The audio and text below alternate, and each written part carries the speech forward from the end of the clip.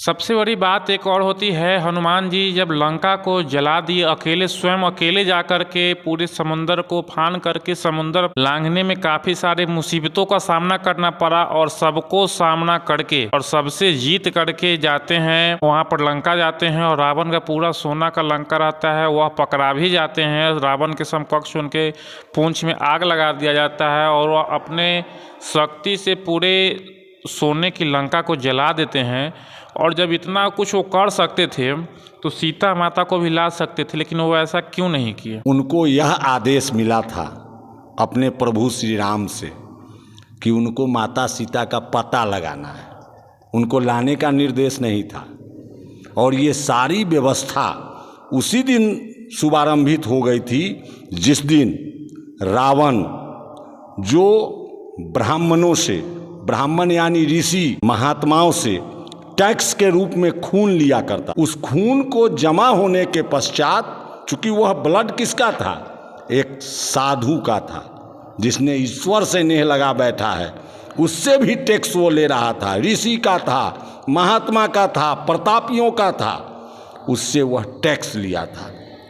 इस वजह से उसके राज्य में उथल पुथल शुरू हो गई। फिर उसके जो गुरु थे शुक्राचार्य, वो साधारण नहीं थे, मैंने पहले भी बताया है।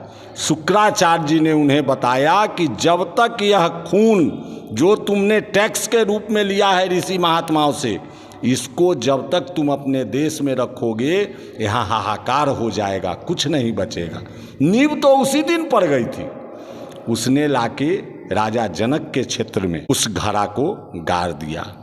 जब यहाँ अकाल पड़ा तो स्वयं राजा जनक ने हल पकड़ा और उस जगह पर जब जुताई की तो वहाँ से एक घड़ा निकला, जिस घड़ा से माता सीता की उत्पत्ति हुई। माता सीता की उत्पत्ति होना ही रावण के अत्याचार के अंत का शुभारंभन हो गया। काल, परिस्थिति, समय बदलता है, उसी के आलोक में समय लगा, सारी व्यवस्था सुनिश्चित हुई और दशरथ पुत्र के रूप में प्रतिष्ठित श्री रामचंद्र जी भगवान, जो जिनको राज्याभिषेक होना था, उन्हें 14 वर्ष का वनवास मिलता है और एक वनवासी के रूप में उन्होंने वन में रहकर और वहीं से उनकी सारी व्यवस्थाएं संचालित हुई।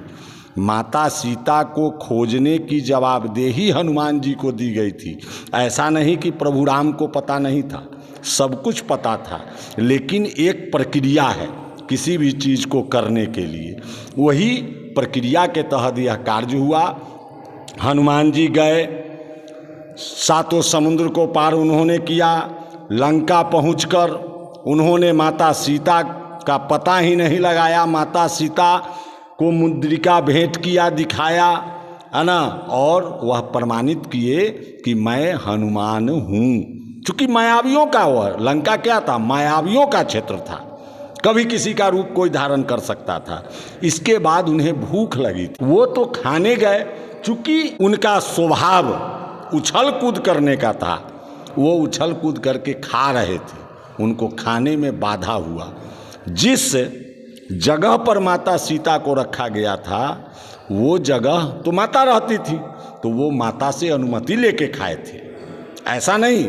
और उन्होंने उन सबों को भी कहा कि मुझे भूख लगी है, मुझे खाना खाना है। नतीजा हुआ कि उन्हें ब्रह्मफांस में बांधकर, उन्हें बांधना संभव नहीं है, हनुमान को बांधना, शिव को बांधना, मृत्यु को आमंत्रण देना है, उन्हें बांधना संभव नहीं है। लेकिन सनातन धर्म को उन्होंने संरक्षित करते हुए जब उन्हें जनेऊ से बांधा गया, वो बंध के चले गए।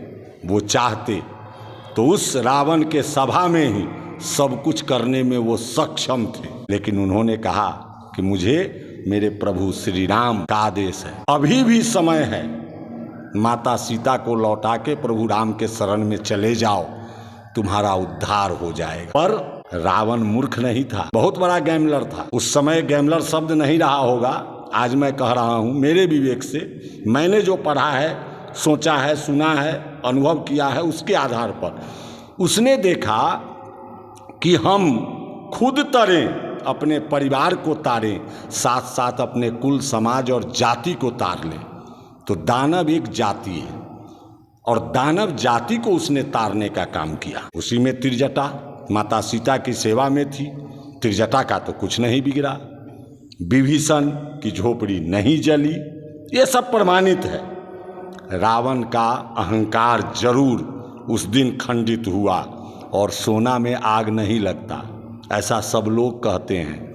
जब परिस्थिति वक्र हो जाएगी, अग्निदेव भी उससे गुस्से में थे। शनि देव न्याय के देवता हैं, शनि को उसने उल्टा लटका रखा था। जब शनि देव सीधा हुए, उनकी कुदृष्टि पड़ी। शनि का क्या काम है? न्याय के देवता न्याय करते हैं। वरुण जी का क्या काम है? सब डिपार्टमेंट है। अग्निदेव का क्या काम है? सब डिपार्टमेंट है। अन्नपूर्णा माता का क्या काम है? लक्ष्मी माता का। ये सब फाइल है। एक तरह जैसे आज के डेट में मंत्रालय चलता है, उस दिन भी चलता था प्रभु का। और ये महादेव के जो रुद्रा अवतार हनुमान जी हुए, ये हनुमान जी की ये जवाबदेही थी। इन्होंने 100% अपने जवाबदेही का निर्वहन किया और सोने की लंका जल के राख में परिवर्तित हो गई। और फिर प्रभु के शरण में वो मैसेज लेके आ गए, संवाद लेके आ गए, जिसके आगे की प्रक्रिया संचालित हुई।